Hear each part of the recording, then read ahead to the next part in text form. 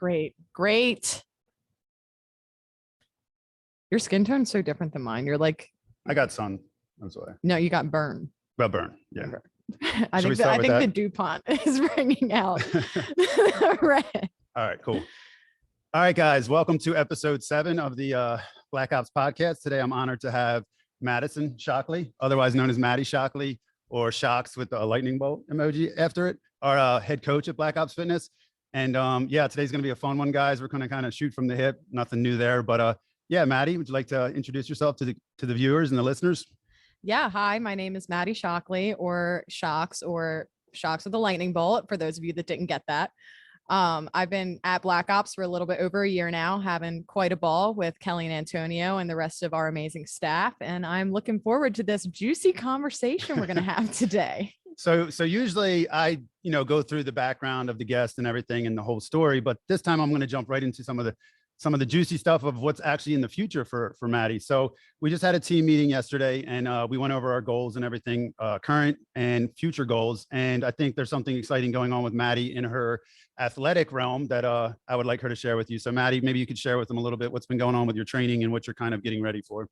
Yeah, so I've been training a lot. That's been super fun, because when I'm in the gym now outside of coaching, I'm like, I get to work out. Whereas before I just used to take a lot of downtime and chill out. But my training right now takes up like 4 to 6 hours of my day, which is a lot. I don't recommend it for everyone, but basically I'm training to short term, doing Dewey Beach Championship with my girl Caitlin, which is going to be so much fun. It's our first competition outside of Black Ops, which is going to be a blast. But long term, I really want to make it in the CrossFit industry. We've talked about this several times now, but when I played college soccer, it was a team sport. I've always played team sport my whole life. And, there gets to be a point where no matter how hard you work, you're depending on 10 other people that are on the field with you. So, you could go home and you could bust your ass all summer, and you come back to preseason and there's girls that didn't do anything. And now you're getting punished by doing fitness rather than working on skills. And, we had terrible seasons. I had a terrible experience with college soccer. It just was not fulfilled for me. And I really wanted to push myself as an individual. And I never really knew how to go about doing that until I kind of furthered my fitness career and found like this kind of mix of, what you guys do at Black Ops. And then I started to get a little interested in the CrossFit stuff as well. And I feel like I have an opportunity finally to actually put myself out there and prove to myself really that I can work hard enough and see the success of it. And I feel like I've never felt that. So that's my main push for doing this. Yeah. So you've been with us since March of last year? Yeah. March of last year. Yeah. And she's, pretty much advanced pretty quickly. We used to work out together, and he used to smoke me. In our second location, she was a visitor and she was still in college. And what was your college again? Rhode Island or Long Island University? Island. I always get that wrong. Sorry. That's okay. That's okay. Do some research before your podcast, super pissed right now. Super pissed. Well, that's okay, because we just made the issue of Delaware today, and they called me a drill sergeant, which is an Army drill instructor, or excuse me, an Army instructor, not a drill instructor. Drill instructor is Marine Corps, but it's all good. Yikes. Waited 7 years to get some shine, and they had Caitlin and Maddie in it, and they called me a drill sergeant. No, but I wanted to showcase our trainers. So that was kind of how we're unique. You know what I mean? Yeah. So this is kind of your unleashing onto the scene, the local competition scenes. And, she's been with us for about a year, and she just goes super hard. And like I said, the first time she was there was at our second location, and we were doing a ski marathon, which is insane. Or a half marathon, one of the two. Either way, it was insane. It felt way long. I don't know what she was like 3 skis down from me, and I was running a team, and we didn't have that much interaction because I wasn't coaching all the classes she was at, but I knew about her, and we talked a couple of times, and I went up to her, and because my team totally smoked her team, and we went up to her, and we were getting destroyed. And I was like, "You can stop," and she was like, "I'm not stopping," and I was like, "Good for you, young soldier," because that's I would never stop or let anyone stop me either. So that was like my first kind of vision of her competitive streak and her toughness. And since she's been with us, she started training. And to make a point on how CrossFit differs from Black Ops, or generally differs, we stick to mainly strict movements.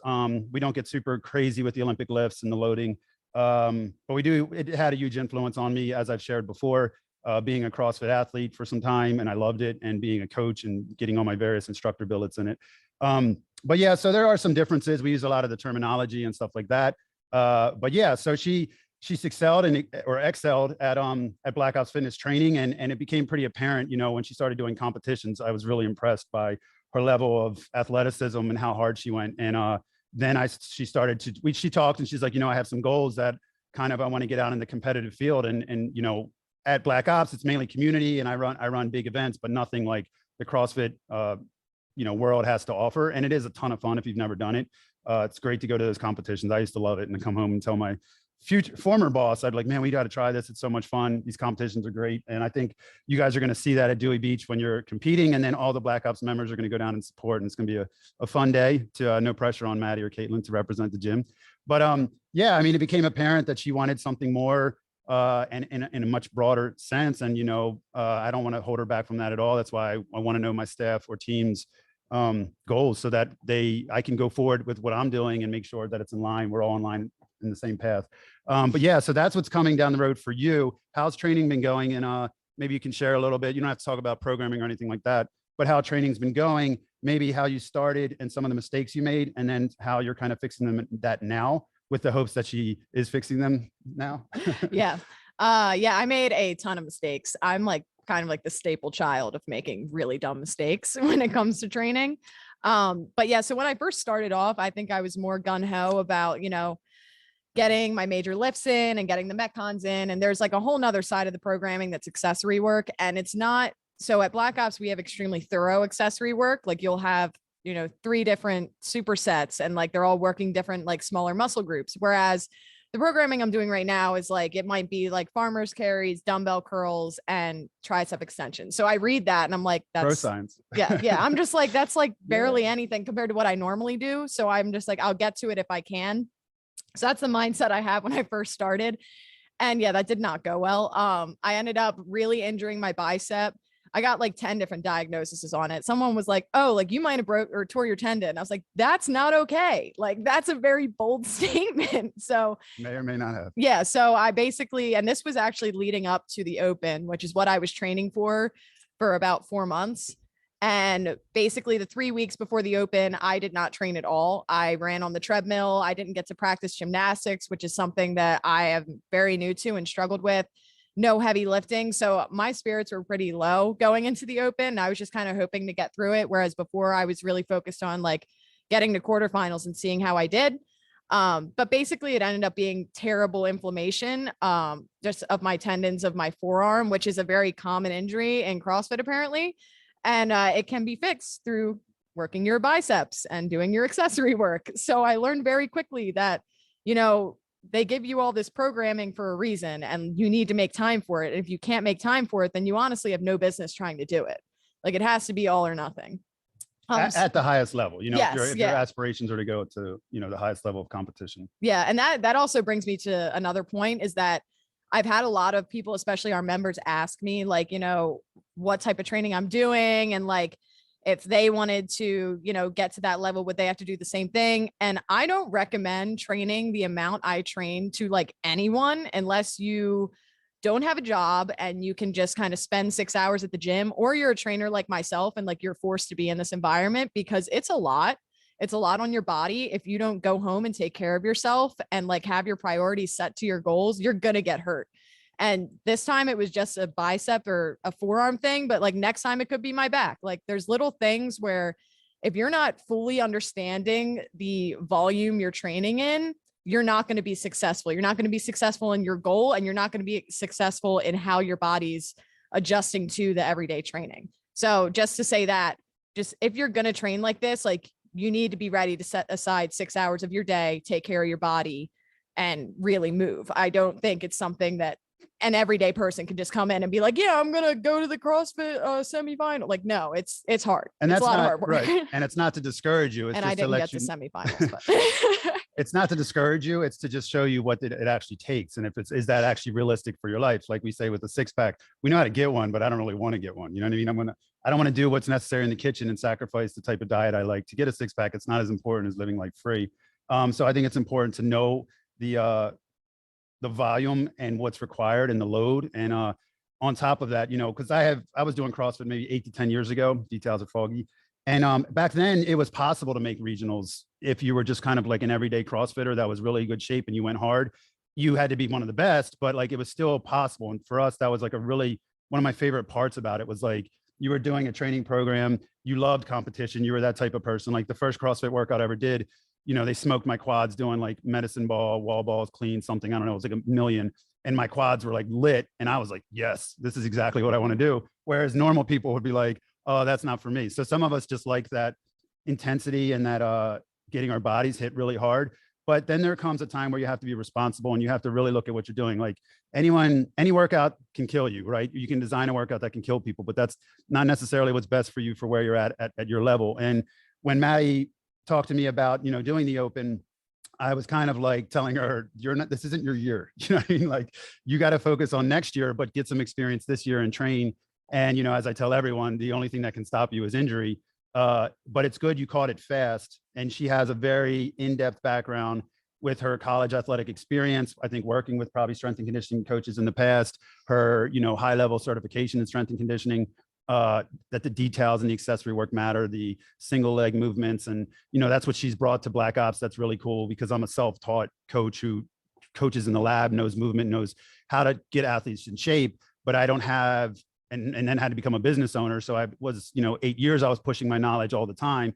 Whereas when I had to save the business, it was kind of like, I studied as best I could and programmed as best I could. And so when she came in, she brought this new vibe and some new experience, which is really good. And really like the stuff we're doing with, like I was telling you before the podcast, the knee work, you know, I don't even know what the hell it's called, prehabilitation movements that you prevent knee injuries. But, you know, and that's kind of what the future looks like at Black Ops, to get more evolved, always have fun, always keep it exciting, because it is the best hour of people's day. And then just layer enough of that detail in there that they're getting taken care of and they're advancing. But yeah, so now she's basically, she got through the open, you got your big competition coming up down at Dewey Beach. And then just yesterday, she told me about her aspirations to be pretty much a professional athlete. I don't know if she wanted me to share that, but I don't yeah, care. I like it. It's best, I believe, and I think she's driven the same way I am, to just throw it out into the universe and then go make it happen. And I know Maddie has that in her. So it's kind of exciting now that I know exactly what she's looking for, because, you know, I can plan my future with that and support her on her journey to that. So maybe you could share a little bit about what are some of the great things or you aspire to be, or what is it about the competition in that world that really like is attractive to you? I just like that I'm doing things that every day are difficult. You know, like when I used to play soccer, it was like, oh, pullbacks, like it's natural. Like I've been practicing pullbacks since I was like 5 years old. Like that's an easy movement. Just like you put your foot on top of the ball, you twist your hips, you pull it back and change directions. I was kind of a beast at it. I'm just kidding. It's like the only thing. My 4-year-old's good at that too, just to clarify. Yeah. It's very, it's not difficult. But when it comes to CrossFit and the types of training I'm doing, it's like every day is hard. No matter how good I am at dumbbell snatches, like the weight's going to get heavier. The rep scheme is going to get bigger. Like there's always a hurdle. And that's something I really like, is I don't get as bored. Mm-hmm. Whereas I think with soccer, I got bored because it was like, okay, like I'm getting as technical as I possibly can in this period of time. And like, I don't know what else to do to get better. Like, of course I could have been way better. I was not an amazing player, but it was just like hard for me to figure out what could get me to that level and to be motivated to get there. But when it's like I come in every day and the programming's different and I'm constantly facing a new challenge, like it's like today you're going to have to attempt a squat clean at 155. And I'm like, my max is like 115. Like, let's give it a try. And then all of a sudden you can do it. Like, that's awesome. Yeah. Like, it's just like those little moments are really exciting for me. But I think the biggest part of just the training that I've been doing is just, you know, realizing that if you do put the work in, you will see results. And that's something, like I said earlier, that I've never really believed, just from my experience. And honestly, just the past few weeks alone, I've been working with Coach Steph with nutrition, and it's made a huge difference in my body composition, my energy levels. And I've seen a lot of improvements on my lifts. So obviously that's not from nutrition alone, but I'm finally seeing that, like, how it ties together. Yeah. Like controlling my lifestyle and like how I'm eating, like drinking less, and like really committing to the programming and like listening to all the instruction behind it. It's just like, I've never seen results like this. And it just makes me like hungry to get better and better and better, because I just want to see how far I can go. Yeah. And now as her older brother, my job's to tell her like, this is all magic right now. And you have to prevent the catastrophe. You know, you have to be conscious of, you know, you're 25, correct? 25. Yes. And her number in soccer was 7. And this is the 7th episode, by the way. Crazy. Yeah. And there I go, where I tangent off on something and I forget where I was going to go. What was I talking about? You were talking about being my big brother. Her and big brother. preventing the disaster. So usually, preventing the disaster, like she's going to have to be you're going to have to look into the future and prevent that injury. You know what I mean? And be very conscious and have some kind of like self-talk where you're going to be like, when I feel a problem rising up, instead of ignoring it, I'm going to address it because that's a pro move. And right now she's talking about becoming a pro, you know, like she's all in. And to become a pro, you have to be the entire lifestyle, like she just talked to you about. And she's seeing the reward of what happens when you act like a pro. In the business world, it's like that, you know, act like a pro, you know, or you in your entrepreneurial field. But as an athlete, you got to be all in, you know. And I think Tom Brady is a great example of that, as someone who's and look how long he took it. And it's just about longevity. You know, she has the talent. I've seen that. She has the drive. She goes to the dark place. She has all the intangibles, and it's just about her really being able to be responsible enough to kind of pull herself back when necessary and to not push herself on a day that maybe is not. So there's always those days where you don't feel like working out and you have a great workout. That's one thing. But there's those other days where you're like, okay, my back's hemmed up and I have deadlifts on the program and I'm just going to push it because I know the competitor avatar out there that I need to go after. And she's already lifting because her back doesn't hurt. That's the danger area. That's the red zone. And, you know, like as a guy who got hurt at 32 and could no longer do CrossFit, at least I tried and the sport passed me by. I reached out to, you know, some big players in the game about programming and told them about my injuries. And they're like, oh yeah, you can't really do this program. Insane. You know what I mean? I would never tell someone that, but you know, that's kind of where that world was then. It's come a long way in 10 years for sure. But yeah, that's the best advice I can give her. And it's the hardest thing as a person to do, or especially an athlete and competitor, is to think of something like that. You know, you don't want to feel like you're going to get injured or try to train like you're not going to get injured. You know what I mean? Because that's when injury happens.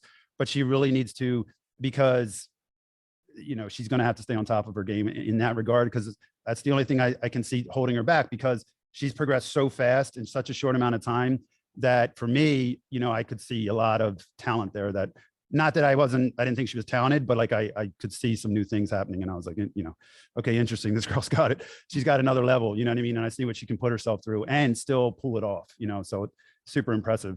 Earlier, I talked about, you know, where CrossFit was back in the day, where regionals was kind of, and like I was at a local CrossFit and one of our guys had been to the regionals and one of the girls was, but now it's on a level, it's just on a whole different level. And the loading is way heavier.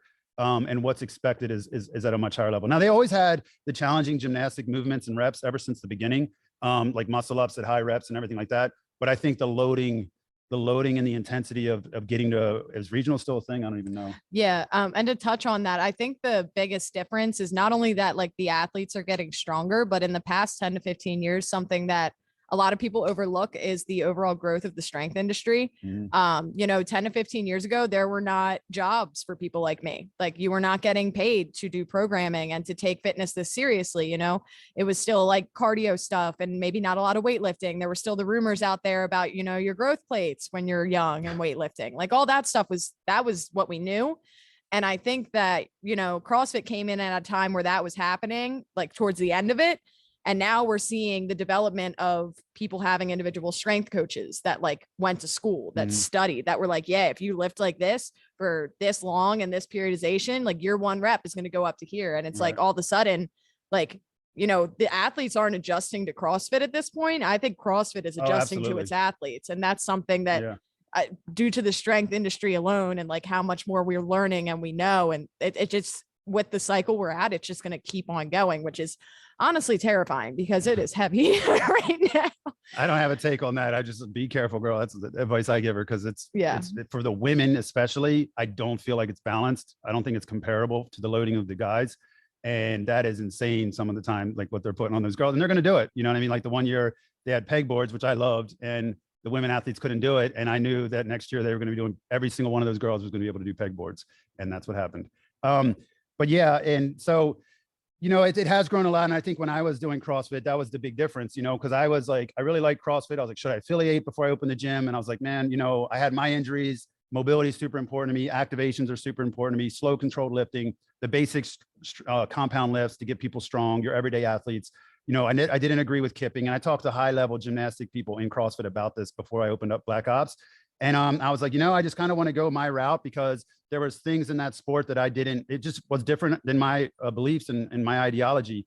And there wasn't at the time, at least not locally, there wasn't accessory stuff going on to the gyms I was at. But now and a lot of people didn't understand at the high level athletes. I'm like, they're not doing your everyday Metcon. They are doing a freaking day of, programmed progressive training with a coach, with a rowing coach, with a nutrition coach. And if you get sponsored, it just goes up from there. So I think a lot of people tend to have a false expectation of like what's going on. And they think, what's required and to be competitive in that sport at the highest level is, I don't know how they do it. I honestly, like when I watch the games and the regionals, I just don't understand how their bodies can handle that. And I know they can. It's just amazing. Like people talk trash on that sport, but if you go do like a hard workout with a heavy load, it's like you'll respect it for sure. But the way I went was different. You know what I mean? I wanted to do my style of fitness with my military background, kind of make things fun, challenging, build people up, and take things slow and kind of win over women, because at the time there was people weren't doing barbells.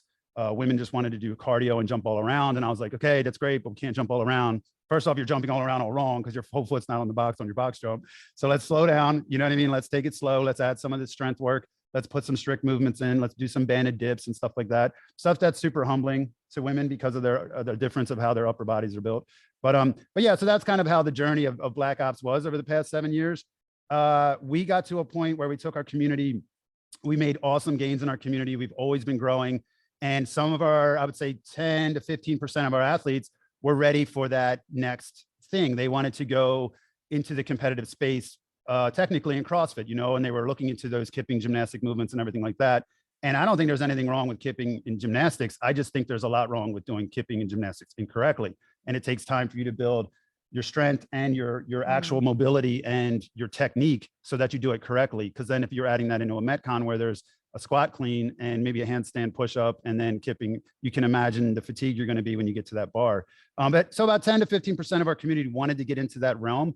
And that happened kind of last year. At the same time, Maddie was kind of coming in, and she's been great taking them through skills work on the side, kind of teaching them and there she was doing it with them, some handstand stuff. And that's been really cool to see that those athletes are getting that itch scratched. And then Black Ops can still stay the way we are, because one of my biggest fears was that, your community wouldn't want to go to do that sexy sport and they would think they weren't in shape. But I'm like, what we do is different. It's just like, if you go to a competition and get smoked, it's because we're not training for that competition. We're training our fitness over here. And if you want to go compete, you have to learn these skills, because if it's pull-ups and they're doing kipping, unless you're a super strong athlete and pretty lightweight where you can do a ton of strict pull-ups fast, you're probably going to be stuck. But yeah. So what do you think, Maddie, with what you saw this past year, some of the wins you've had with the community, especially our competitive? Yeah. I mean, I've had like the same conversation with a lot of our competitive athletes. I mean, CrossFit is literally a sport. Like before, people would say CrossFit is a sport and it was just like kind of in its growing stage, but now it's literally a sport. You have athletes like Mal O'Brien who have been training for this since they were like 10, which is like what I used to do at my travel soccer club. So it's becoming in that realm of playing soccer and lacrosse and football. Like it is literally a sport. So if I'm sitting here and I'm training for soccer for 5 years, and then I all of a sudden decide I'm going to go into a CrossFit RX competition, I'm going to get smoked. Why? Because I trained for soccer. I didn't train for that sport. And it's kind of the same thing as here at Black Ops. We're not training you to go to a CrossFit competition and kick ass. We are training you to kick ass in your everyday life and to feel healthy and to be able to play with your kids and have energy. And then also to be able to come into the gym and do a CrossFit Metcon every now and then and be like, that was tough. Now I know why I don't want to do that. Or maybe now I know why I might want to try to do a competition. That's our job.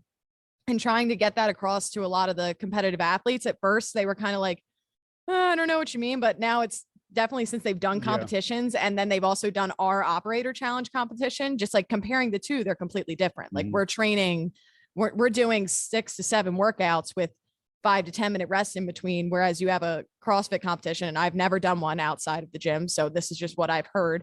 I could be wrong, but you could have, 1 to 5 events, but you might have like an hour to an hour and a half between. You have time to refuel, you have time to catch your breath and whatever else you need to do. And we have always been an endurance-based gym. So a lot of the stuff we did for Operator Challenge, yes, were they Metcon similar to CrossFit? Yep. But the succession between each Metcon was very, very small compared to what you would see at a normal competition. And I think once a lot of our athletes did, Dewey Beach last year, and then they come back and do the Operator Challenge this year, they're like, I get it, like completely different stimulus. And that's kind of, that line that we had to figure out before we could move forward. But a lot of the wins I've seen with the competitive group is just like their ability to scale back. So like them understanding that like, I'm not ready for this yet is really impressive to me, because it's the same group of people that used to like see the workouts that we would program when they wanted to do competitions, and they would try to make it harder and then end up like hurting themselves or something. And now all of a sudden we're making it harder for them, and they're like, I'm not ready. And to me, that's a huge win, because not only are they protecting their bodies, but they're buying into what we're trying to do for them. And they're understanding that like, we're putting on the board what is the RX, like what we expect of the top level athlete. And to get to the top level, it takes a lot of time. And our athletes are realizing like, I need to go through the progressions. I need to start with this before I can attempt to work out with muscle ups. And it's really cool. Yeah. I'm trying to think of what else. I would say that's the biggest thing I've seen. The other really cool thing is our moms. Like our mom group is like in on gymnastics, which is super dope. We have Steph Morelli, who is like just an absolute monster. She's been working on handstand walks, which is doing that when I walked in today. Yeah. And it's cool because their aspirations aren't to do them in Metcons. Like she just told me today out of the blue, she was like, I just want to be able to do like 2 things that like 80% of the gym can't do. And then I'll feel like content. Like, I just want to be able to handstand walk. I'm like, that's dope. Like, good for you. Like, let's do that. So it's been really cool seeing people that don't even want to compete, just try skills and understand that like, I don't need to do this in a Metcon when I'm tired to prove I can do it. Sure. So that's been awesome too. Yeah. And that's the biggest win you can have, because that was kind of my whole principle, was like, you don't need to do that fast if you don't even know how to do it yet. Like you need to learn technique before speed. Speed will come once you drill that for, hours and hours and hours. Yeah. And so that was kind of like, when I wanted to develop competitions, I'd go. So I did a lot of CrossFit competitions, I think 8 maybe locally, a couple out of state, 3 out of state, I think. And it was that setup, like 3 workouts, long breaks in the middle.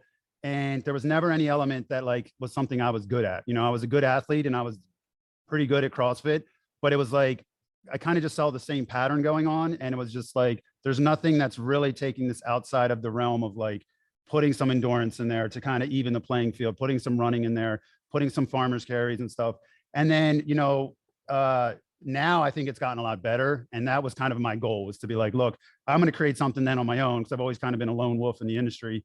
And I was like, I want to create something that's going to have elements of that sport, so that it would maybe draw attraction to what we do over here, but then also have that endurance element in it, and also have endurance elements in the actual Metcons as well. And so you have farm strength, military obstacle course training, sleds, rope climbs in the future, guys, get ready, some gymnastics, handstands, and then your conditioning machines, and all that mixed together with bodyweight calisthenics and stuff like that. And then really mental toughness. Like, can you do 6 events in an hour and some change? And, it's been really cool to get some of the feedback from CrossFit athletes from outside of our gym. We're like, that was pretty cool. I've never done a competition that fast without that downtime. And I think some people need that downtime, and I just could not stand it. Like, I'd get cold. I didn't eat enough to it, by the way. I didn't have a nutrition plan. My nutrition plan was, I'll eat healthier the week before. So totally changed my whole diet. And I was eating nuts and stupid shit like that. And it was like totally not enough calories to succeed on game day. And so that was kind of something I had to learn on my own. But again, there was no knowledge back then. It was kind of just like the paleo diet was everything. And so all that good trash. But anyway, that's enough about CrossFit. You guys had your time in the sun. Enjoy it. I am rocking my DuPont Street Barbering Company. They sponsored this podcast with $0 involved, but they gave me this crew and I wanted to rep them today, and a little motivation for them to get on the podcast in the future. I wear a size medium. Boom. And Kelly likes this print too, guys. So you need to print some more of this kind of stuff. All right, cool. So we went over your future goals. We went over some of the stuff you've been doing since you've been here for about a year. I did want to talk a little bit about your past, growing up, and like how you came up into sports, and then how you parlayed that into athletics. And that's probably pretty broad, but I think you can give us pretty much the down and dirty on that. Yeah. So pretty much growing up, I had the two most supportive parents in the world, and I still have the two most supportive parents in the world. Thank God. And they kind of let me try whatever I wanted, which is how I think it should be. You know, you should let your kids play whatever sports you want to play. And I kind of fell into soccer. I played, and since I was 5 years old, I ended up playing on a travel team. And then it got to the point where I was trying to get recruited for college. And it was the same feedback from every coach. I was getting D3, D2 looks. And every time I reached out to a coach and kind of asked them about my performance when I was allowed to, there was like deadlines where they couldn't talk to you and whatnot. The biggest thing I got back was that I wasn't strong enough. Like I was getting knocked off the ball, and in high school, I weighed 118 pounds and my freshman year. And my cousin Abby, who was a big volleyball star in the state of Delaware, she went to this gym called Train Hard, Win Big. It's still around now. Great spot. It's for youth athletics. Where's that at? Give them a shout out. They are off of Philadelphia Pike. Barry Swanson, he is in the Pennsylvania Track and Field Hall of Fame. So he coached me in strength and conditioning for 7 years.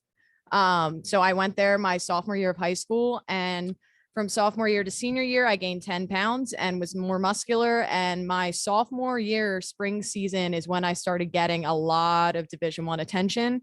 And again, I would ask the coaches what they liked, or they would just straight up tell me. They would say, "You're not technical," which I wasn't. I was not technical at all. They said, but they can't teach athleticism. You know, it takes a really long time to get your strength up and like to really be able to get, you know, keep your body on the ball. So they recognized that work, and they were like, "We can teach you the rest. Like if you're already strong when you come in, like then we don't have to worry about it." So that's kind of what got me into Division I soccer. Can I jump in here and interrupt rudely? Yeah, of course. Anytime, Antonio. She's keeping track of how many times I do this. So as someone who never got Division I attention, what does that entail? Like how does that go down? Yeah. So it's actually really fun. It was awesome. They basically, it depends on the school. One school flew me down and we did like a campus tour, and I met all the girls and played with the team during an ID camp, which is basically like the illegal way they can let you play with their team. But you know, everybody does it. And then they'll take you back to their office and they'll basically give you offers. And I had about 8 offers and about a month to commit, not based on the NCAA deadline, but based on coaches being like, "I need to know by May," because, you know, I committed when I was a sophomore. So like they already have like classes committed 2 years ahead of time. And if you don't jump quick, like they'll leave you in the dust unless you're like top 50 in the country, which I absolutely wasn't. They will go out and find someone who's ready to commit. So it was really cool. You know, they kind of like show you around and they make you feel special. And then you get there and they're like, "All right, let's go." Yeah. And it gets, kick your ass. Yeah, it gets pretty ruthless. What are some of the offers? Like free lunch at the cafeteria for a year? Yeah, that was the best offer I got. That's why I went to Long Island University. I also got free chocolate milk. No, but they would just give you cash offers. So they would offer, some would do percentages. They would be like, "Okay, we'll give you 75% scholarship for 4 years." Some would do ascending scholarships. So like your first year would be 20%, 40%, and so on. And it all just depended. Some people would actually say monetary, "I can give you $5,000," which is nothing. Absolutely nothing. Yeah. If you get that kind of offer, please work harder because it's not going to be worth your time. But that's kind of how that went. And then I ended up committing to Long Island University. It was a mid-level Division I. I had some offers from some higher level D1s, but I knew I was just going to sit the bench. And my aspirations were not to play professional soccer. So I really just wanted to go D1 and play. So if that meant playing against crappier teams, like cool, that was fine with me, because I didn't want to be sacrificing my education and my social life, because Division I is a huge commitment. Like you're constantly like, we would practice, lift, practice, or practice, lift, film, and then you had to do your schoolwork. Like it was exhausting. So I wanted to at least get on the field. Like I'm not sacrificing all of that in my college experience to sit on a bench. So that's kind of why I went there. I went in as a doctoral physical therapy student to start. They had an accelerated program. So I was supposed to get my doctoral by my 6th year, and usually it takes 7 to 8. And then my sophomore year, I was already into the point where we were, you know, doing some hands-on stuff. And I quickly realized that is not what I wanted to do. You know, it would have taken a lot more time for me to do sports physical therapy on top of a doctoral degree. It was like an extra 2 years to get a specification. And I was just like, I do not want to be in school for 8 years just to work with athletes recovering from injuries. And since the strength industry is what it is today, I found out we had a strength and conditioning major. So basically it was also considered under the exercise science umbrella. So basically I went in and I switched my major fall of hold my, on real quick. yeah. You went to college for strength and conditioning. Yes. That was a thing. I did not know that. You know what I mean? I would have loved that. Yes. Shit. Yeah. It Sorry. probably wasn't a thing back then. Oh. Exercise science always was. So I was technically an exercise OC science balls. major, but I was in the strength and conditioning program. Cool. So basically I switched into exercise science and did strength and conditioning. And then I also double majored in graphic design because I went to Cab Calloway. I was in New York City and I was like, if there's anywhere you can make it in graphic design, it's probably going to be in New York City. So I just, went with it. And I had so many credits for my DPT program that picking up the strength and conditioning, I had to take like 4 classes. So I had a whole year and a half left of college and I already had AP credits from art. So it just made sense to, go ahead with both of them. But it taught me a lot. I got to intern under Richard James, who is an Olympic track athlete, and he is in the Hall of Fame. I interned under him at Poly Prep, which is a Brooklyn prep school. They have it's a big time school. We worked with the guy, the WWE, whoever owns it. I trained his son. McMahon. Yeah, his son goes there. We had a lot of like celebrities that went there, like their kids. I didn't meet them, but I mean, their strength conditioning program was immaculate. Yeah. And so I worked under him for a while. I worked with our own LIU coaches as well, working with some of the teams, and I just learned a ton. Ended up graduating, thankfully. And then I came back to Delaware and I ended up working at Edge Fitness, which is just like your average Planet Fitness gym, except with a turf. We should stop there, shouldn't we? Shouldn't we, Maddie? Not completely. We should talk about what happened. So Maddie was at our gym, and before she went back home, she's like, "Oh, I'm going back to college," and I was like, "Oh," because I really liked her as an athlete. Where is he going with this? And I was like, "Whatever you do, this was, I think, before." Did you say you were in exercise science? I don't know. This is when I was changing majors. So I didn't know she was in exercise science. I don't think, but I even I without said I knowing had that, interest. I said I had interest in doing strength and conditioning. So I said, whatever you do, when you come home, you hit me up first. I don't care. Just let me give a pitch to you. Just hit me up. And she went to Edge and started doing selfie videos. You know what I mean? Yep. Still do the selfie videos. Butt shots or just selfie videos? No, not butt. I did not have a butt back then. But yeah, that's why our followers aren't, yeah, I need to work on that. It's like, gotta get the butt shots up. Yeah. So actually to go back to that, when I was a sophomore in college, I had it was a senior. Sorry. Senior in college, I had a big rut when I was done my soccer career because like the entire 21 years of my life had been dedicated to soccer. And now all of a sudden it was gone. And I basically went into depression. I didn't leave my dorm room for 2 weeks. It was a really dark time for me. And then by the grace of God, I went to the athletic training room because I have a major ankle injury. Oh, very nice. Good catch. Reflexes. He's a ninja. Yeah. Right. And they were clearing me to basically be done with the sport and not get surgery that year because they would cover my surgery up to 2 years after I graduated because of how much ligament damage I had. Besides the point. At that moment, one of the other athletic trainers barges in my meeting room with my doctor and she's like, "Hey, Maddie." I'm like, "What's up?" Her name was Trish. I love Trish. And she goes, "Yeah, so what's the odds you play lacrosse this spring?" And I was like, "What?" And she was like, "Yeah, well, we have a lot of injuries and we need a player." And I'm like Division I lacrosse. I've never played lacrosse in my life. And I'm sitting there thinking, I'm like, if I don't do something, I'm going to rot away to nothing. I'm just going to let myself go. I'm going to go to a bad place. So I committed to it. And I joined my college lacrosse team. And then I came home and I was like, oh my God, how do I train for this? I don't have a coach sending me things to do. What am I supposed to do right now? And then found BLKOPS. And that's kind of what really got me into doing strength and conditioning. So I was like, this is dope. There's a community involved. I'm doing stuff where I feel like I'm going to die. This is kind of fun. And I met curse word music. Yeah, curse word music. And I met Antonio and that conversation did happen. And I did not follow up. There were reasons, but we won't share. Yeah, there's background, but not important. Not on me. Yeah, it's not on Antonio. Not on Maddie. But yeah, so basically that's how that happened. And then I graduated school. I went to Edge, worked there for a minute. It was I want to say 8 months, but it felt like 8 years. They were just, the amount of work was insane. I would start work at 3:45 in the morning and not get home until 9 o'clock at night. And I would have a 2-hour gap. And that's when I worked out. And mainly it's because I was a personal trainer. And when you're a good personal trainer and you're popular and you work for a corporate, they'll just start booking you without talking to you. And then all of a sudden you're supposed to be a night shift worker and you become a all day shift worker. Did your pay increase as those bookings increased? No. That was fun.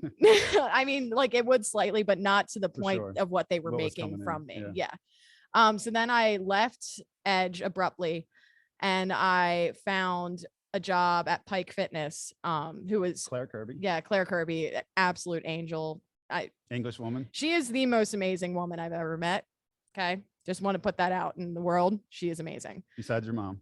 Besides my mom. Mama Shocks. Yeah, Mama Shocks is a stud. But yeah, so I worked at Pike and they kind of gave me free reign over the program as I was studying to get my CSCS at the time. And they were like, yeah, like, you know, experiment, like see what you can do, what you can come up with. And while I was there, I did get my CSCS, which is your certified strength and conditioning specialist. And it's basically what you need in order to work in the NCAA as a strength coach. So, and it takes I believe it takes a college degree to get that. It does. You have to have your bachelor's. So then after that, I actually got another part-time job working at Bryn Mawr College, and I was an assistant strength and conditioning coach and also helped with health science. I worked there for 6 months and then COVID hit. And unfortunately, I was an assistant strength coach and they had to cut programs. So they cut my position and then I was like out of job and like I needed to make more money. It was a really tough time. I ended up having to leave Pike due to financial situations that were outside of our control. And at that time, I finally talked to Antonio. We're talking 3 years later, but it did happen. And then, you know, I ended up at BLKOPS and the rest is history. Yeah, I think I was like, so COVID hit us and I was aware of Maddie's navigational circle around BLKOPS to find jobs. And so then she went to Pike and I think I reached out to her and was like, hey, I don't know how I reached out, but I was like, I'm going to kill you. But if you're still, no, I'm kidding. I was like, you know, if there's anything we can do together in the future, or I think I was just offering support. I was like, if there's any way I can help you guys, please don't hesitate to reach out. I don't see you as competition at all. I don't see anyone as competition. I'm competition against myself. And, you know, I wanted to offer support and then they got smashed by COVID and I got smashed by COVID and I was watching what they were going through. And I remember seeing Maddie's video because they were in Pennsylvania, which had as strict as Delaware was, Pennsylvania was much worse. It was awful. As far as the length of those restrictions. And so I was watching Maddie, her little video of like how to come in and clean up for COVID. And it was like pretty funny. Do you remember that video shooting it? Like when you guys were about to restart. Yep. So I reached out again and I was like, look, I started an online program. Maybe that could work for you guys. There's a bunch of, I don't know what we could do together. From that, the actual owner of Avenue North, his son, Gene, who's the one who got us the space. And we're going to put a picture of him up here because we're so appreciative of that. He had been watching me during COVID for a while. And then when we were over here at Avenue North, he wanted to do this idea of youth athletics. And I had known of Maddie's past with youth athletics and I knew she was a coach at Pike. And I was like, well, maybe this side project, you know, Claire might be okay with her doing this side project just for kids and not coming to BLKOPS as a BLKOPS coach. And that was kind of the origin story of the BLKOPS Academy, pitching that idea to Maddie. You know, would you be interested in, we start this side gym that was going to be at a basketball court at Grail Sports, which is in Ellesmere, and Gene still runs that. And that was kind of how it all started. The conversation started. And then, you know, the COVID plus landlord drama, you know, in this industry, it's hard enough.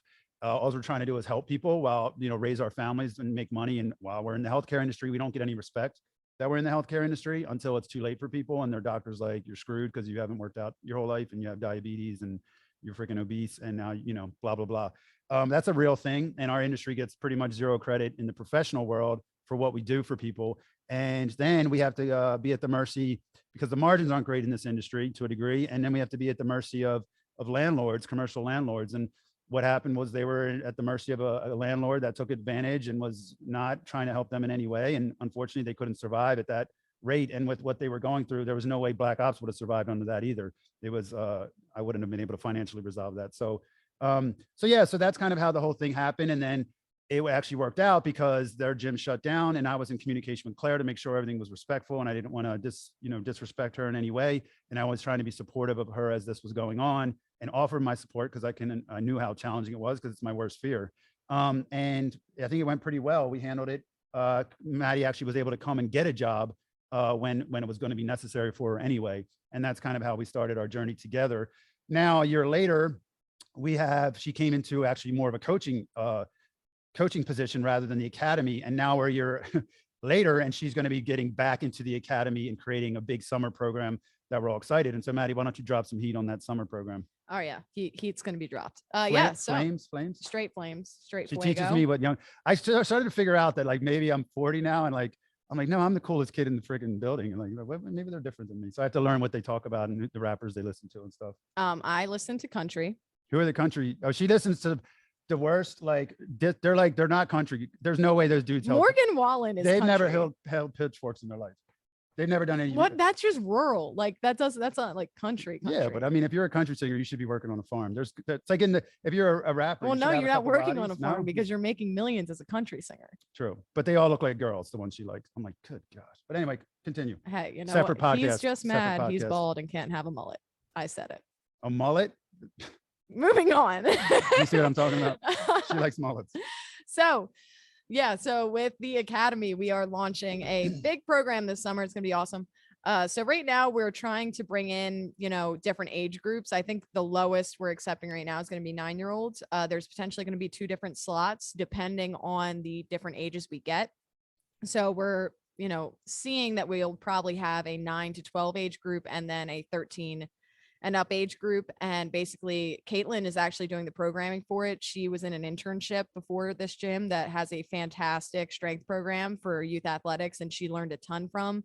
I'm not as much of an expertise as like the super young kids with building strength. I'm more so used to college athletes. So I'm just used to teaching them how not to get hurt and like programming them on how not to get hurt so that their coach doesn't coordination, you know what I mean? And yeah. So like, coaches don't come and tell me I'm fired because I hurt their best player.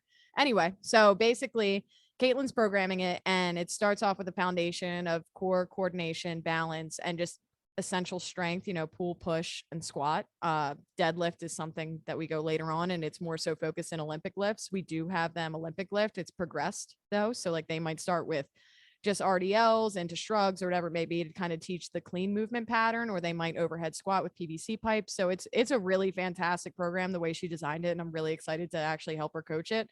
But basically, so we're going to have the 2 different age groups. We want to have a 12 to 1 o'clock slot and then a 1 to 2 o'clock slot all summer. So it's and when does that start again? And I think it's the 1st of June. Yeah. It might be, or this first. We're going to release it this week, and Caitlin's going to be designing a brochure. With help of her graphic designer. Yes. Yep. Yeah. So so basically what we're trying to do is make youth athletics affordable. And kind of the same way with that Antonio has made the BLKOPS membership affordable. So it's going to be at a similar rate to BLKOPS. Do you care if I share the rate? Yeah. And also it's when we say youth athletics, we treat everyone as athletes because you're designed to move. So you're all athletics. But we are talking about general fitness for youth. You know what I mean? We use the word athletics, and it's like, oh no, my kid's not interested in sports. And we have some great success stories of kids that have been doing this in the off season that really were just not getting into sports, and that wasn't their thing. And now they've seen success, and it's been great to watch their wins. And big coach Nick has been having some great wins with some kids, and Caitlin. So it's been pretty cool to watch. Yeah. You can drop the, so basically the rate is going to be $185 a month, and we're going to offer 3 sessions a week. You can come to all the sessions, or you can come to 1, or however many you can make, but it's a flat rate. So you can really get a lot of bang for your buck. A lot of the issue with youth athletics is that it is so overpriced that you get kids that really want to do that and like have an outlet that can't afford it. And that's really messed up. It's unfair. And you want to give those kids the opportunity. So our goal is to make it more affordable over a longer range using the 3 time slots. But yeah, to go into, how like we treat youth athletics, we do sports specific things, but that's more on an individual basis. So if you're coming to the academy and you pay for that membership and you're like, yeah, but I play football and I want to get some specific coaching to like be more explosive out of like my start position of whatever it is. That's something where we would do personal training of that sort. So it's not that like you're coming in and all the kids play a sport and like you're the only kid that doesn't play a sport and you're just trying to have fun. It's not like that.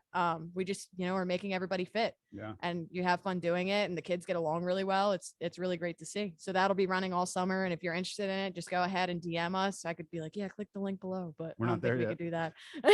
She could, if she put some work in post-production, we could pull that off. Yeah. Maybe. So we don't want to, this was not meant to be a sales pitch. We weren't even going to go into all that, but the point is too, we are trying to educate you guys that follow us. I mean, you know who we are. And, Black Ops was created to make personal training more affordable I wanted to train more people, and I love group training. I don't like an individual having my sole attention, to be honest with you, unless it's something I'm really excited about doing. And if that's something along with their fitness goal, that's not exciting for me. And I'm selfish in that regard, that my time is valuable and I want to share it with as many people as I can. That doesn't mean I don't like personal training one person. It just depends. If a person's going to lock me down for an hour and they're not even passionate about fitness, that's what I don't like. And so, I want to, because there's so many people out there that could be getting value from my hour that would value what I'm giving them. And so that's what Black Ops was created for, a more affordable package that a larger group and demographic could afford. And we want to put that message out there for the parents, and even you young parents, or even you single people, to know like what we're doing over here. And it's to really to make a difference in youth's lives, and not in a gimmicky way, and to create options that, if you can afford it, this is what we're offering. And as a dad, we built the pay structure on that. And I was like, as a dad, if we have one kid signs up, this seems kind of fair. And I never could afford this growing up. I'm the youngest of 6, and my mom and dad did whatever they could, and I wasn't able to do this. And so, it's kind of like a blessing for these kids, and we want to give them the best we can. And it's really cool that their parents are investing in that. And yeah, so we wanted to make it affordable. And then if another kid joins, it's just a small increase. And then we cap it at a certain number that I would feel, if I had 3 of my kids in it, that would be something, if based on the blessings I have, I could afford for my kids to train. And that's always kind of been the MO of Black Ops. It's like, we got to run the business, we got to grow and evolve, but we want to always make it as affordable as possible, so we can train larger demographics. And so we don't want to, we want to get that message out, because there's many of you have children or no children that are kind of stuck in a rut, and maybe they're not confident because they're not the best on the sports team, or maybe they have nothing to do. And so, they're in their own head a lot, or they're just not driven. And after COVID, I mean, all we see now is mental health issues. And we were just talking about therapists, because I'm crazy and I was looking for one, and they were like all booked. And so we couldn't, I wasn't going to step across that line anyway. There's therapists aren't ready, but we were talking about how they were all booked. And it was like, gee, I wonder why they're all booked. This is real stuff that's going on. And our children need an outlet. They need to be in a good environment. And we've seen the market. The whole reason we jumped into this space a year ago, we're learning, is because we saw what was out there. Just like when I started Black Ops, I saw what was out there, and I felt I had something to offer that was unique and different, and really was compassionate and caring for the athlete and the member, the person, the family that supported them. And so that's kind of where we're at with the academy. I think we all really, it was so important to talk about movement patterns, coordination, body mechanics, and teach these kids from the ground up, so that when they turn 30, their body doesn't explode like mine did. You know what I mean? Because we're built to last 100 years, and we chew through it in 25, 28, 30 years, and all of you listening probably can relate to this, with your aches and pains and stuff like that. And so if we can start this from scratch, the potential is endless of what we could change, Yeah. And I think with the way kids are sat, in classrooms, I do not agree with that. You know what I mean? I never will. That a kid should just sit in a classroom all day and then go, run a 40-yard dash with no warm up at gym. You know what I mean? Yeah. That's just insane. And then when you get into the strength and conditioning world, I have no experience like Maddie does with the high level coaches, and it's amazing stuff she's seen and been around. But I've been around the other side, which is throwbacks from the 70s that had a lot of power and enjoyed that power. And these kids' bodies, they got away with murder, what they were doing to these kids. There was terrible technique, stupid loading, no concept of bracing, stuff that would break my back in a second if I did it right now. And these kids are doing it all the time. And then that's their training. So they're getting just like, imagine how uncomfortable that is to have a training session like that, and then go home and be like, trying to make sense of like, I don't really want to do that. You know what I mean? But it's like, what's expected for me to become a professional, blah, blah, blah player, and everyone, I believe, this firsthand. It's really crazy what goes on in the sports world with kids and parents and expectations and reliving past glory. I'm on the outside looking in because my children aren't involved in that yet. But like, I remember I always wanted to be a pro soccer player, but like I learned to be like, I had no desire for my kids to be pro soccer players. If they wanted to do it, that'd be great. But like on the other side, it's just a different world. And that's kind of where we're coming from the heart when we're training these kids. And again, this is so important because this was Maddie and our new girl, Caitlin, our new coach. This is going to be kind of their new project jumping forward. And that's what you're going to be seeing happening. To touch on that really quick, just to talk about like the whole mental health with kids. I think a lot of things that we overlook is the fact that, and I don't even know, I'm pretty sure kids still have gym class, but that's gym class is like children's first opportunity to see their worth among their peers. So like, you're always going to have the teacher that's giving you a grade on how you did. But once you get kids in gym class and you got to pick your dodgeball team, that's the first time where they're going to be exposed to like what my worth is. So when you have kids that, they, especially in today's day and age, not to be overly like criticizing anything or parenting, because I've never been a parent, but like, technology is what it is. And kids, when they're growing up and they're not outside as much, they're on their iPad or whatever it may be. So they get to the gym class and maybe that's the first time they've played a game like that. I know that sounds crazy, but there's kids like that. And now all of a sudden it's their first time, seeing their worth among their peers and they get picked last. Like what picture does that paint to that kid about movement and about exercise? I went to CAB and CAB was an art school. And I was always one of the first ones picked because I was athletic. And I never understood how my friends that weren't athletic didn't like gym. Well, because they were picked last. So what do they associate gym with? Negative, like all negativity. And exercise studies show, it's literally proven, when you exercise, there's chemicals released in your brain that improve your mood. And those kids, like, they're not getting that because they're getting picked last. They're not even playing the game. Like, it's just the thing we're trying to do at BLKOPS is show you that you can have the kid that got picked last on the dodgeball team, and he's here at BLKOPS fitting in with the kids that are pushing to be the best football player in the state. And we literally have like kids like that right now. Like, they're all so different, but they get along so well. And it teaches them social skills that they don't get in school because we control it. Your gym teacher, most of the time, they don't care. They're like, just pick your team, go. Right. Like, here's 2 captains. With us, we're like, like, you're going to go be nice to him. You're going to go help him rack his weights, and you're going to go spot him when he bench presses. I don't care if he benches less than you. You're going to help him. And, it's kind of building that rapport and that leadership and that encouragement amongst the kids that, hate going to gym class. And it's so important. And I don't think parents think about that. Like, school is a lot more than just getting a grade on a paper. It's these kids like first welcome into society.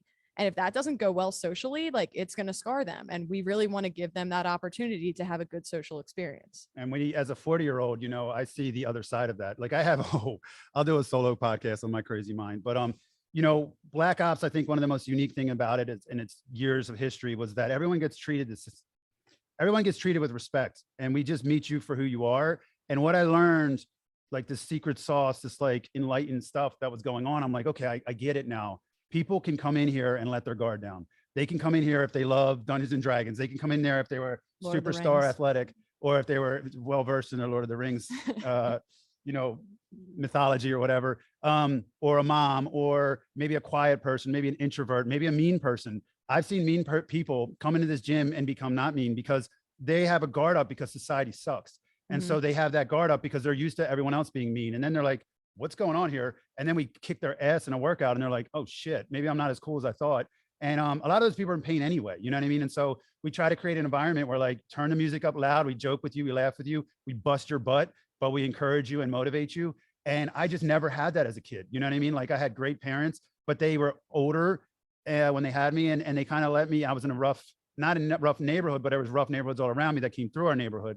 And so I had to fend for myself growing up. And I was never motivated by anything besides the books I read when I was young. You know what I mean? I had no one to mentor me. And I didn't make the soccer team at the biggest, school in the state, and it broke my heart. And I was like the last cut. And they told me, you will make it if you come out next year.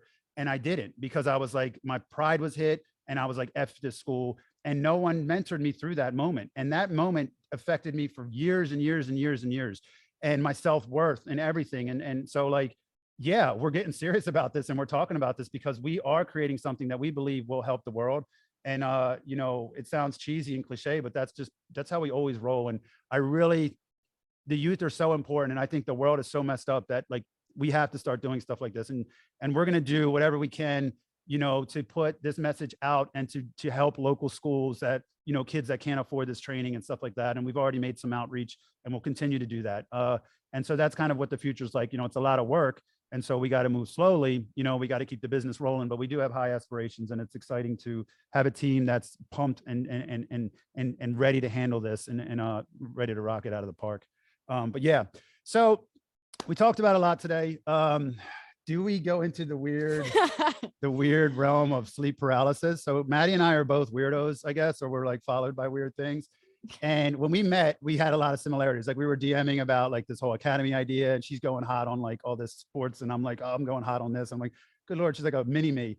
And that was just funny. And then, like, you came, and there was like some other things we are similar about. She doesn't like to wear shorts, and I don't like to wear shorts. Yeah. That was just a weird one. And then we somehow got to talking about sleep paralysis. And so I didn't study this enough. to get ready to jump into this topic. And I have my experiences have like been a long time coming, but we're going to just play around with this and see if you guys get weirded out or not. So my first experience, if you don't know what this is like, if you're weirded out. Yeah. They probably like, I posted it on the wrong platform. You can't like it. So shit. My first experience that I can remember was I was in bed and my bed faced away from the hallway. So my house was like at the end of a cul-de-sac with the big woods around us. And you open the front door and it goes right up the staircase. You turn right and then you turn another right and you're into my room. And the baseboard of my head, or whatever the hell the bed, it's not a baseboard, it's a headboard. Thank you. The headboard was here. My head was facing, that's where my head was. So I was facing away from the door. So like something could creep in on me. So I don't know what was going on. This is a super old memory. I don't even know how old I was. It had to be super young, but I was in some kind of state where I was looking through, if you ever seen Harry Potter, that snake that goes around, I was looking through the eyes of what appeared like I felt was a big serpent. And I was looking through his eyes as he came up to my house. And then he came through the front door up the steps and I'm seeing through his eyes, not mine. And I was aware of where I was, which was in the bed and couldn't move with my back to the door. And I watched it go into my room, look at the bed where my head was, go over it and down into me. And I was like, what the hell was that? And that was my first experience with sleep paralysis. And it had to have been like, I was probably under 10 to a degree. Maddie, what was your first experience? Yeah. So first of all, just to explain to you what sleep paralysis No, don't is. explain. No, I'm kidding. Just keep telling weird stories without them understanding. So sleep paralysis is basically when you're in your rapid eye movement sleep and you wake up, your body is literally paralyzed, like not because something's wrong with you, but you're just waking up while your body is still asleep. So you don't act out your dreams. Yeah. So you wake up and you basically, sometimes I can open my eyes, sometimes I can't, but you can't move at all. Like you can't talk. And honestly, it gets very hard to breathe because you're trying to now control something that your body is autonomically controlling. And it's like you're fighting with yourself. And you're aware of real time. It's slow. It's really scary, honestly. The first time I had sleep paralysis was when I was in college and I was going through a really hard time. Like I talked about earlier, I was sleeping on my dorm bed and I had been, sleeping for hours and days and I was taking a lot of naps and, naps are deadly in the sleep paralysis. Yeah, they are. Like anything that messes with your sleep cycle will make it worse. And it got to the point when I was in college where I was having sleep paralysis 5 to 6 times a day. And which then put me into a depression because I was scared to sleep at night. So when I was in college, I remember Netflix was on. Best thing that could have possibly been on Netflix was American Horror Story. That was great. So really nailed that one. So I was asleep. I woke up and I opened my eyes and I was like fixated on the TV because my head was to the side and it was just like playing images from American Horror Story that were like really disturbing. And I just felt you feel like something's in the room with you. I didn't see anything, but it's not a nice thing. Yeah. You just like feel this presence. Like it's evil. Ominous. You feel an evil, ominous presence. It's really terrifying. And I started like hyperventilating and I honestly thought I was going to die because I couldn't breathe. Yeah. And I would try to kick my leg or move my arm to try to break me out of it.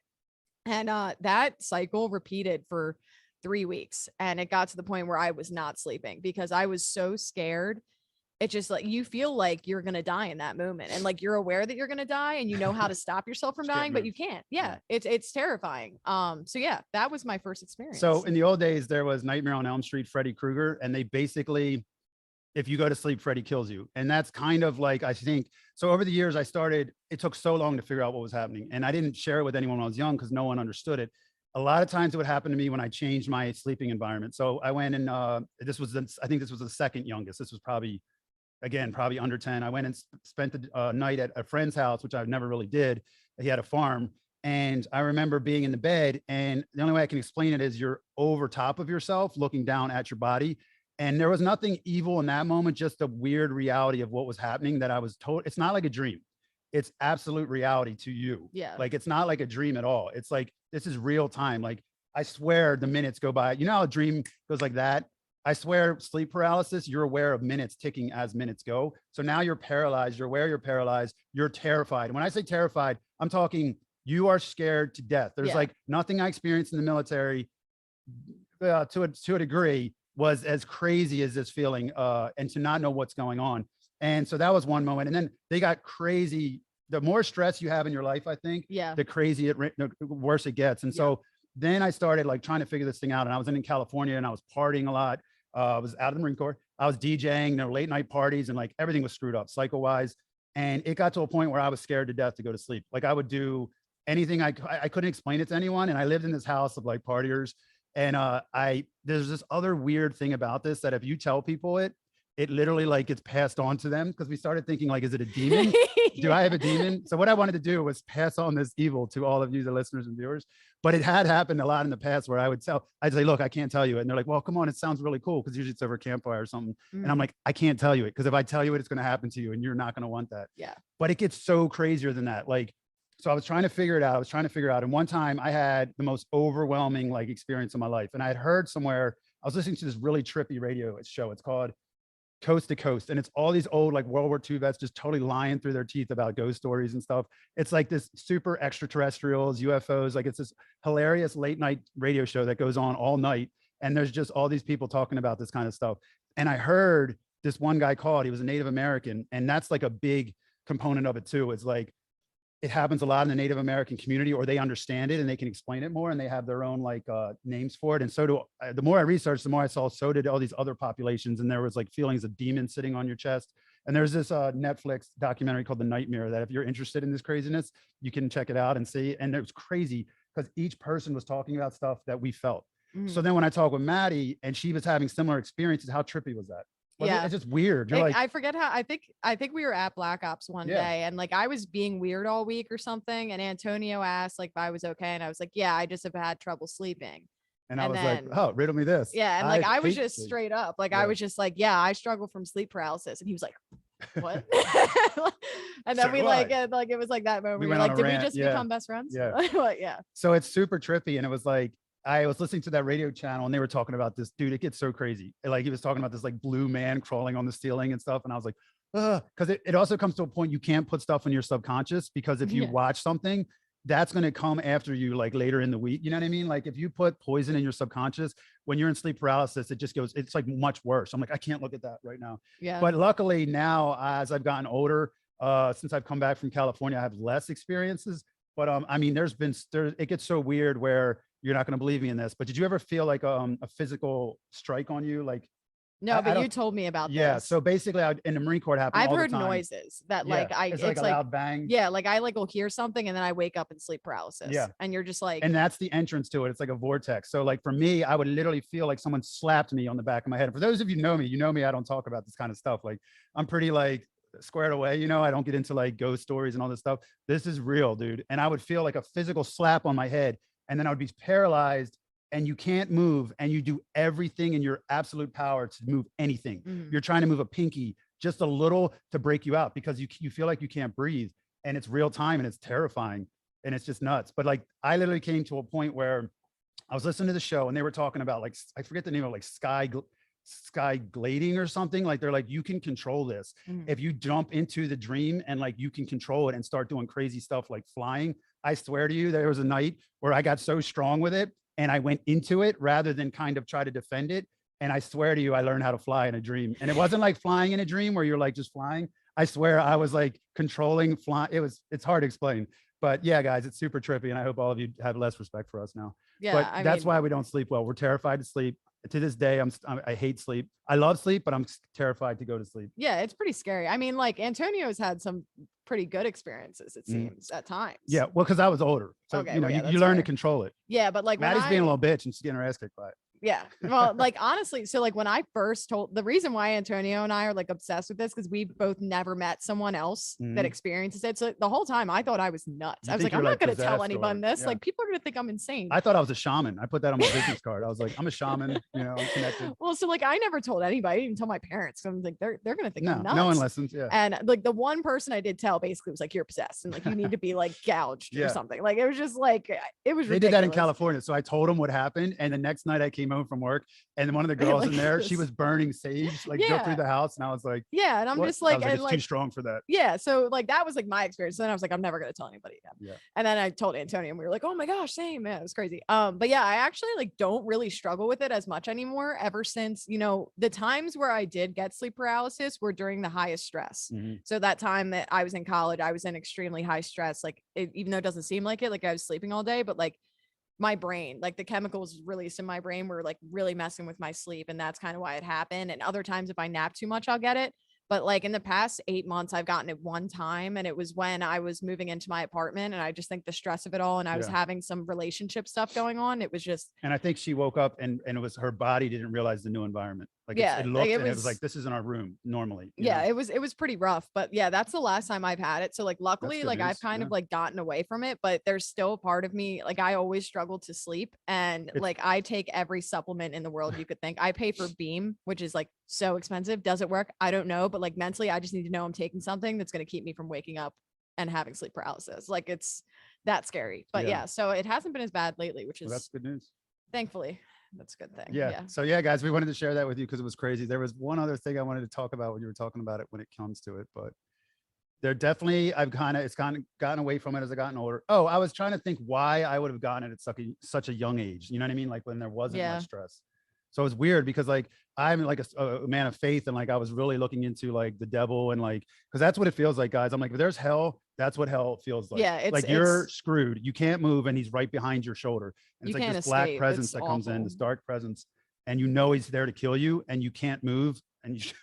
It's literally like the worst. I'm like, lasts long. We are not exaggerating at all. Like this is the worst thing you could ever experience. It's trippy. And I don't believe in ghosts. I'm not even scared of ghosts because I'm scared of that. Yeah. I'm not scared of ghosts. Yeah, there's nothing. If I'm standing up and I'm alive and ready, I don't care. I'm not going to be cool with like seeing something weird, but I can get out of Dodge. It's that total feeling of like paralyzation is terrifying. Yeah, because you're powerless. Like everything that you can normally control being your body, you no longer can. Yeah. And I you don't know would why. tell, not that I was sleeping with people in a non-biblical sense, but if there was anyone sleeping near me, and what would happen is you scream out, but like it sounds probably like nothing. It's probably like this crazy noise because you're doing everything you can to wake up.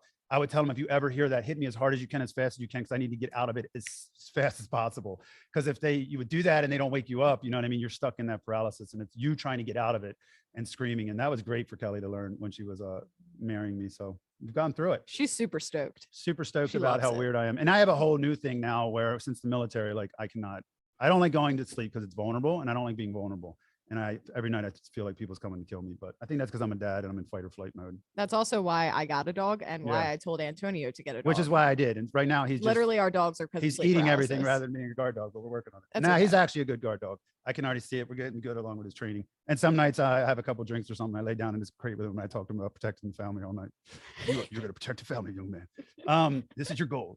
And then he gets a belly rub. So it goes both ways. Quality life. So the final subject, which I think is super important, and I had to touch on it before we canceled this thing out because it's a real life matter to do a serious tip. But your boyfriend, he has like amazing hair. And has that become, what are the pro and cons of your boyfriend having better hair than you? Yeah, you threw in the venue. Oh, I thought I was going to say, sorry. Okay. Yeah. So let's create a separate poll. You know the verdict. Yeah. So you have nice hair, Matt. My boyfriend does have better hair than me.